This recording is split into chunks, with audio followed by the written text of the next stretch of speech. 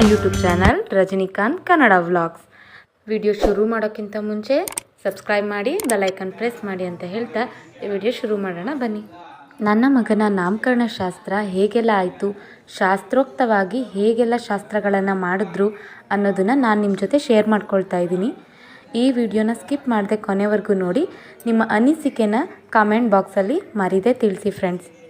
ಮೊದಲನೇದಾಗಿ ನಾಮಕರಣ ಅಂದರೆ ಏನು ಅಂತ ತಿಳ್ಕೊಳ್ಳೋಣ ಬನ್ನಿ. ನಾಮಕರಣ ಅಂದರೆ ಅಕ್ಷರಶಃ ಹೆಸರಿಡೋದು ಅಂತ.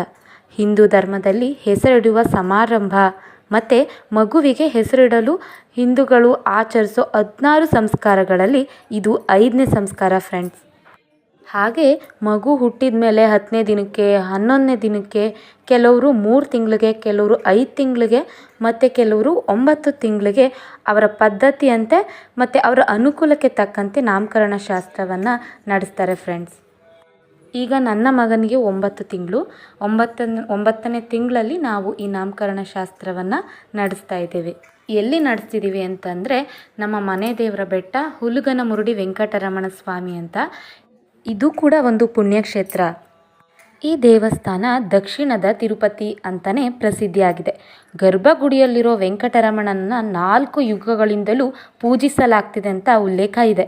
ಜೊತೆಗೆ ತ್ರೇತಾಯುಗದ ರಾಮಚಂದ್ರ ಪ್ರಭು, ದ್ವಾಪರ ಯುಗದ ಕೃಷ್ಣ ಪರಮಾತ್ಮ ಕೂಡ ಇಲ್ಲಿ ನೆಲೆಸಿರುವ ಸ್ವಾಮಿಯನ್ನು ಪೂಜಿಸಿದ್ದಾರೆ ಎಂಬ ಉಲ್ಲೇಖ ಇದೆ ಅಂತ ಹೇಳಲಾಗಿದೆ ಫ್ರೆಂಡ್ಸ್.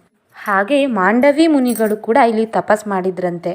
ತಿರುಪತಿಯಲ್ಲಿ ಯಾರು ಸೇವೆ ಮಾಡೋಕ್ಕಾಗಲ್ಲ, ಅಷ್ಟು ದೂರ ಹೋಗಿ ಅನ್ನೋರು ಈ ಒಂದು ದೇವಸ್ಥಾನಕ್ಕೆ ಬಂದು ಸೇವೆ ಸಲ್ಲಿಸಿದ್ರೆ ಸಾಕ್ಷಾತ್ ತಿರುಪತಿ ತಿಮ್ಮಪ್ಪನಿಗೆ ಸೇವೆ ಸಲ್ಲಿಸಿದಷ್ಟು ಪುಣ್ಯ ಸಿಗುತ್ತಂತೆ ಫ್ರೆಂಡ್ಸ್. 4 ಯುಗಗಳ ಇತಿಹಾಸ ಇರೋ ಈ ಸ್ವಾಮಿಯ ಸನ್ನಿಧಿಯಲ್ಲಿ ನನ್ನ ಮಗನ ನಾಮಕರಣ ಆಗಿದ್ದು ನನಗೆ ತುಂಬ ಖುಷಿ ಅನಿಸುತ್ತೆ. ಜೊತೆಗೆ ಈ ಒಂದು ದೇವಾಲಯಕ್ಕೆ ನೀವ್ಯಾರಾದರೂ ಬರಬೇಕು ಅನ್ನೋದಾದರೆ ಗೂಗಲಲ್ಲಿ ಸರ್ಚ್ ಮಾಡಿ ಹುಲುಗನಮುರುಡಿ ವೆಂಕಟರಮಣ ಸ್ವಾಮಿ ತೆರಕನಾಂಬಿ ಅಂತ ನಿಮಗೆ ಪೂರ್ಣ ಮಾಹಿತಿ ಸಿಗುತ್ತೆ. ಒಂದ್ಸಲಿ ಆದರೂ ವಿಸಿಟ್ ಮಾಡಿ, ತುಂಬ ಚೆನ್ನಾಗಿರುತ್ತೆ ಫ್ರೆಂಡ್ಸ್. ನನ್ನ ಮಗನ ಈ ನಾಮಕರಣದಲ್ಲಿ ಗಣಪತಿ ಪೂಜೆ ಮತ್ತು ಗಣಪತಿ ಹೋಮ, ನವಗ್ರಹ ಪೂಜೆ ಮತ್ತು ನವಗ್ರಹ ಹೋಮ ಮತ್ತು ಮೃತ್ಯುಂಜಯ ಹೋಮ ಇಷ್ಟನ್ನು ಕೂಡ ನಾವು ಪೂಜೆಯ ಮೂಲಕ ಇಟ್ಕೊಂಡಿದ್ವಿ. ಕೃಷ್ಣನ ಡ್ರೆಸ್ ಹಾಕಿ ನನ್ನ ಮಗನಿಗೆ ನಾಮಕರಣ ಮಾಡಬೇಕು ಅನ್ನೋದು ತುಂಬ ಆಸೆ ಇತ್ತು. ಈ ಒಂದು ಡ್ರೆಸ್ನ ರೆಡಿ ಮಾಡಿದ್ದು ನನ್ನ 2 ಅತ್ತಿಗೆರು. ಅವರಿಗೆ ನಾನು ಥ್ಯಾಂಕ್ಸ್ ಅಂತ ಹೇಳೋಕ್ಕೆ ಇಷ್ಟಪಡ್ತೀನಿ. ಯಾಕಂದರೆ ನಾನು ಪೂಜೆ ಕೂತ್ಬಿಟ್ಟಿದ್ದೆ. ನಾನು ರೆಡಿಯಾಗಿ ಮತ್ತು ಪೂಜೆ ಕೂರೋ ಅಷ್ಟರಲ್ಲಿ ಟೈಮ್ ಆಗಿತ್ತು. ಪೂಜೆ ಕೂತ ಮೇಲೆ ಮಕ್ಕಳನ್ನ ಜಾಸ್ತಿ ಹೊತ್ತು ಕೂರಿಸ್ಕೊಳ್ಳೋಕ್ಕಾಗಲ್ಲ ಅಂತೇಳಿ ಅವ್ರು ರೆಡಿ ಮಾಡಿಕೊಟ್ರು. ಅದೊಂದು ತುಂಬ ಇಷ್ಟ ಆಯಿತು ನನಗೆ, ಅವ್ನು ಕೃಷ್ಣನ ಡ್ರೆಸ್ ಹಾಕ್ಕೊಂಡಿರೋದು. ನಮ್ಮ ಕಡೆ ನಾಮಕರಣ ಮಾಡುವಾಗ 5 ನೇಮ್ಗಳನ್ನು ಹೇಳಿ ಅಂತ ಹೇಳಿದ್ರು. 5 ನೇಮ್ ಅಂದರೆ ಒಂದು ಮನೆ ದೇವ್ರ ನಾಮ, ಮತ್ತು ಒಂದು ಪ್ರೀತಿಯಿಂದ ಕರೆಯೋ ನಾಮ, ಇನ್ನೊಂದು ವ್ಯಾವಹಾರಿಕ ಆಗಿರುವಂಥ ಒಂದು ನಾಮ, ಇನ್ನೆರಡು ಯಾವುದೋ ಹೇಳಿದ್ರು ನಂಗೆ ಮರ್ತೋಗಿದೆ. ಹೀಗೆ 5 ಹೆಸರುಗಳನ್ನ ಬರೆಸ್ತಾ ಇದ್ದಾರೆ ಅಲ್ಲಿ ಅಕ್ಕಿ ಮೇಲೆ, ಒಂದು ಚಿನ್ನದ ಉಂಗುರದಿಂದ ಬರೆಸ್ತಾ ಇದ್ದಾರೆ.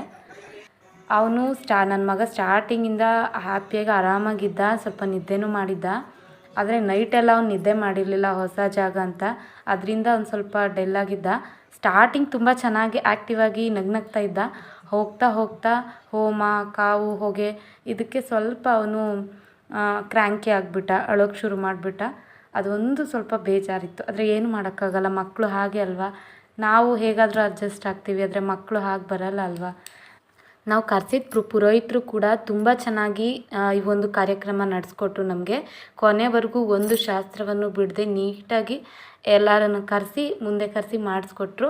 ಮತ್ತು ನಮ್ಮ ಫ್ಯಾಮಿಲಿ ಮೆಂಬರ್ಸ್ ಕೂಡ ಅಷ್ಟೇ ಸಪೋರ್ಟಿವ್ ಆಗಿ ಎಲ್ಲ ಬಂದು ನಿಂತು ಪ್ರತಿಯೊಂದು ಒಂದು ಹೋಮ ಆಗಲಿ, ಒಂದು ಪೂಜೆ ಆಗಲಿ ಬಂದು ನಿಂತು ಎಲ್ಲ ಮಾಡಿಕೊಟ್ರು. ಅಲ್ಲಿ ಮುಂದೆ ಕೂತಿದ್ದಾರಲ್ಲ ಅವರು ನಮ್ಮ ದೊಡ್ಡಮ್ಮ, ಮಮತಾ ದೊಡ್ಡಮ್ಮ ಅಂತ, ಅವರು ಕೂಡ ತುಂಬ ಚೆನ್ನಾಗಿ ಎಲ್ಲ ಮಾಡಿಕೊಟ್ರು. ಯಾಕಂದರೆ ನಮ್ಮ ಅಮ್ಮಂಗೆ ಸ್ವಲ್ಪ ಹುಷಾರಿಲ್ದಿರೋ ಕಾರಣ ಅವರೇ ಅಮ್ಮನ ಥರ ಎಲ್ಲ ನಿಂತು ಮಾಡಿಕೊಡ್ತಾರೆ. ನನಗೆ ಅಂತಲ್ಲ, ನಮ್ಮ ಫ್ಯಾಮಿಲಿಲಿ ಯಾರಿಗೇ ಆದರೂ ಕೂಡ ಶಾಸ್ತ್ರ ಅಂದರೆ ಅವ್ರು ಮುಂದೆ ಇರ್ತಾರೆ. ಅದೊಂದು ಖುಷಿ ಅವ್ರ ಬಗ್ಗೆ. ಹಾಗೆ ನಮ್ಮ ಅಮ್ಮನ ಕಡೆ ಫ್ಯಾಮಿಲಿ, ಅಪ್ಪನ ಕಡೆ ಫ್ಯಾಮಿಲಿ, ನಮ್ಮ ಹಸ್ಬೆಂಡ್ ಕಡೆ ಫ್ಯಾಮಿಲಿ ಎಲ್ಲರೂ ಯಾರೂ ಮಿಸ್ ಮಾಡದೆ ಬಂದಿದ್ದರು. ಅದೆಲ್ಲ ಏನಂದರೆ ಎಲ್ಲರೂ ಒಟ್ಟಿಗೆ ನೋಡಿದಾಗ ಏನೋ ಒಂಥರ ಖುಷಿ ಆಗುತ್ತೆ. ಒಂದೇನೆಂದರೆ ನಮಗೆ ಯಾರು ಜಾಸ್ತಿ ಪ್ರೀತಿ ಕೊಡ್ತಾರೋ ಅವರಿಗೆ ನಾವು ಅಷ್ಟೇ ಪ್ರೀತಿ ಕೊಡಬೇಕು. ನಮ್ಮನ್ನ ಯಾರ ಕಡೆಗೆ ಅನಿಸ್ತಾರೆ ಅವ್ರನ್ನ ನಾವು ತಲೆನೇ ಕೆಡಿಸ್ಕೋಬಾರ್ದು. ಏನಂತೀರ?